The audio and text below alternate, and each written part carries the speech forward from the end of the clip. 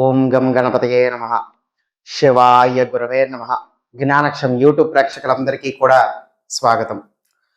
శివ పంచాక్షరి మంత్రాన్ని చక్కగా భోజపత్రం మీదన లిఖించి అది తావీజు రూపాన్న ఏ విధంగా ధరించవచ్చు, దాని వలన మనకి కలిగేటువంటి ప్రయోజనాలు ఏమిటి అనబడేటువంటి విషయం గురించి ఇప్పుడు నేను మీకు తెలియజేస్తాను.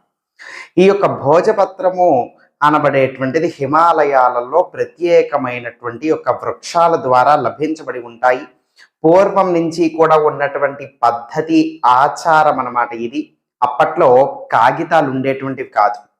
అయితే ఈ యొక్క భోజపత్ర గురించి ప్రత్యేకంగా నేను మరొక వీడియో అనేటువంటిది తయారు చేసి ఆ యొక్క వీడియో రూపాన్ని మీ అందరికీ కూడా తెలియజేస్తాను. ఈ యొక్క భోజపత్ర యొక్క ప్రాముఖ్యత, విశిష్టత, దాని యొక్క శక్తి గురించి. అయితే ఈ యొక్క భోజపత్రం మీద మనం రాసేటువంటి మంత్రము అది ఆ యొక్క శక్తి అనేటువంటిది అదే విధంగానే మోస్తూ కాస్తూ ఉంటుందన్నమాట. ఆ యొక్క శక్తిని, ఆ యొక్క భోజపత్రం అనేటువంటిది.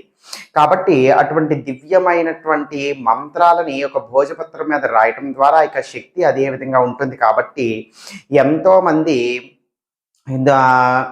మృత్యు ప్రమాదాలు ఉన్నటువంటి వాళ్ళు, గండాలు ఉన్నటువంటి వాళ్ళు, కష్టాలు సమస్యలు ఉన్నటువంటి వాళ్ళు ఆనాటి కాలంలో చాలా ఎక్కువగా దీన్ని వాడేటువంటి వారు. అదేవిధంగా ఇప్పుడు మీరు గనక మీ యొక్క ఇంటిలో నెగిటివ్ ఎనర్జీతో ఇబ్బంది పడుతున్నట్లయితే, అంటే విపరీతమైనటువంటి నరఘోష, నరదృష్టి, గ్రహదోషాలు ఇటు ఏవి కూడా అదృష్టవశాత్తు మీకు చేయి దాటిపోతున్నాయి, అదృష్టానికి మీరు నోచుకోలేకపోతున్నారు, అటువంటి ఇబ్బందితో గనక మీరు సతమతం అవుతున్నట్లయితే గనక, అదేవిధంగా మానసికంగా మీకు ప్రశాంతత లేదు, మెంటల్ స్టెబిలిటీ కోసం, మెంటల్గా మీ యొక్క మానసికమైనటువంటి ప్రశాంతత కోసం, కామ్గా మీ యొక్క మనసు బుద్ధి ఉండటం కోసం, అన్ని రకాలైనటువంటి నెగిటివ్ ఎనర్జీస్, దుష్ట ప్రయోగ సమస్యలు ఇవన్నీ కూడా నివారించబడటానికి ఏదైనా సరే ఒక సోమవారం నాడు ఉదయం మీరు స్నానం పూర్తయిపోయిన తర్వాత మీ యొక్క పూజా మందిరంలో చక్కగా కూర్చొని శివపార్వతుల యొక్క పటము కానీ, లేదు అంటే ఈశ్వరుడి యొక్క శివలింగం కానీ ఉంటుంది కదా, చక్కగా ఆవునేతితో దీపం వెలిగించి చక్కగా స్వామివారికి నమస్కారం చేసుకుని ఒక భోజపత్రం అనేటువంటిది తెచ్చి పెట్టుకోండి. ఇది కొన్ని పూజా సామాగ్రి షాపుల్లో లభిస్తుంది, లేకపోతే ఆన్లైన్లో లభిస్తుంది, ఆర్డర్ ఇచ్చి తెచ్చుకోవచ్చు. ఈ యొక్క భోజపత్రం మీదన ఓం నమ శివాయ అనబడేటువంటి మంత్రాన్ని రాయాలి. ఒకదాని కింద ఒకటి, ఒకదాని కింద ఒకటి, అలా ఓం నమ శివాయ అనబడేటువంటి మంత్రం ఒకదాని కింద ఒకటి అలా వరుసగా 11 సార్లు రాయాలి ఆ యొక్క మంత్రాన్ని. దేనితో రాయాలి? ఒక చిన్న పాత్ర తీసుకోండి, చిన్న ప్లేట్ తీసుకొని కాస్త చందనం, చక్కటి చందనం వాడండి, అష్టచందనం లాంటిది ఏదైనా, కాస్త చందనము, దాని మీద కాస్త ఒక 2-3 చుక్కలు నీళ్లు వేసుకొని చక్కగా పేస్ట్ లాగా తయారు చేసుకుని ఆ యొక్క పేస్ట్తో రాయాలి. ఆ యొక్క రాయటానికి మీరు వాడేటువంటి పుల్ల కూడా దానిమ్మ మొక్కలు ఉంటాయి కదా, అవి మీకు ఎక్కడ లభించకపోతే నర్సరీలు ఉంటాయి, ఆ యొక్క నర్సరీకి వెళ్ళైనా సరే మీరు తెచ్చుకోవచ్చు. అంటే మొక్కలు అమ్మేటువంటి చోటున దానిమ్మ మొక్కలు ఉంటాయి, ఆ దానిమ్మ మొక్కకి సంబంధించినటువంటి ఒక చిన్న పుల్ల తెచ్చుకొని ఆ యొక్క పుల్ల వాడి ఈ యొక్క పేస్ట్తో ఓం నమ శివాయని జాగ్రత్తగా 11 సార్లు రాయాలి. నెమ్మదిగా నిదానంగా రాయండి, భోజపత్ర చిరిగిపోకుండా రాయండి. మీరు రాసేటువంటి ఓం నమ శివాయ డార్క్గా బ్రైట్గా కనిపించాల్సినటువంటి అవసరం లేదు, లైట్గా ఉన్నా సరే పర్వాలేదు. ఆరిపోయిన తర్వాత అది రూపం దాలుస్తుంది, అప్పటికి కంటికి అంత స్పష్టంగా కనిపించకపోయినా ఆరిపోయిన తర్వాత ఆ యొక్క చిహ్నం అయితే దాని మీద పడుతుంది, ప్రభావం అయితే చూపిస్తుంది.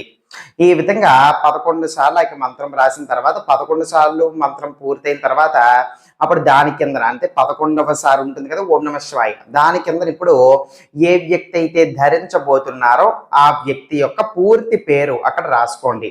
ఒకవేళ మీరే ధరించబోతున్నట్లయితే మీ యొక్క పూర్తి పేరు అక్కడ రాసుకోండి. దేనికి ఇది అని అంటే ఆ ఓం నమ శివాయ అనబడేటువంటి శివ పంచాక్షరి మంత్రానికి ఉండేటువంటి శక్తి అక్కడ నెలకొంటుందన్నమాట.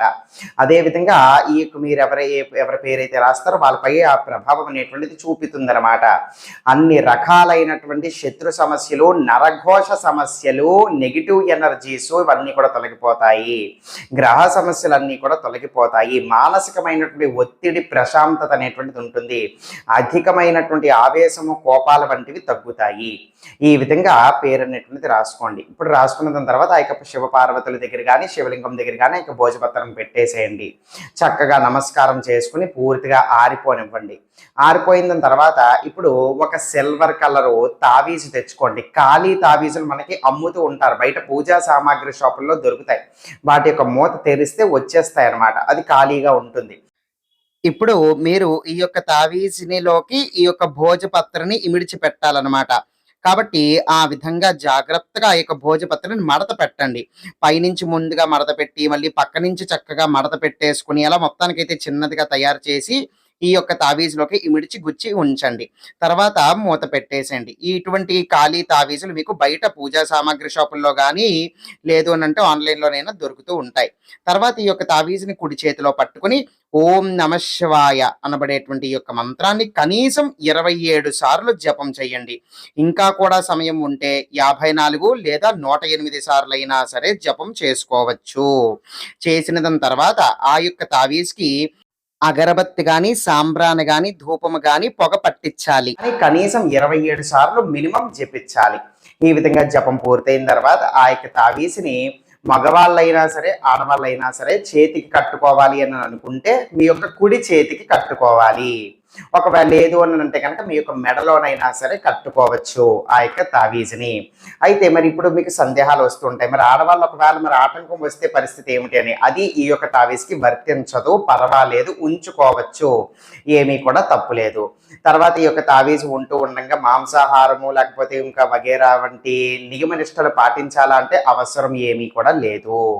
కానీ ప్రతి సోమవారము వీలైతే ఒక్కసారి ఆ యొక్క తావీజుని బయటికి తీసి మీ యొక్క కుడి చేతిలో చక్కగా పట్టుకుని ఓం నమ శివాయ అనబడేటువంటి మంత్రాన్ని మీ యొక్క శక్తి కొలది జపం చేసుకుని మళ్ళీ తిరిగి వేసుకోవడానికి ప్రయత్నించండి. ఒకవేళ కొంతకాలానికి ఆ యొక్క తావీజ్ అనేటువంటిది ఇంకా పాడైపోయింది, బాగోలేదంటే మళ్ళీ ఇదే ప్రక్రియ ఏదైనా సరే ఒక సోమవారం నాడు మీరు కొత్తది తయారు చేసుకుని చక్కగా వేసుకోవచ్చు. పాత తావీజు ఏదైనా సరే ఒక చెట్టు మొదల్లో మీరు పారవేసేయచ్చు. సర్వే జనా సుఖినో భవంతు. శివార్పణమస్తు.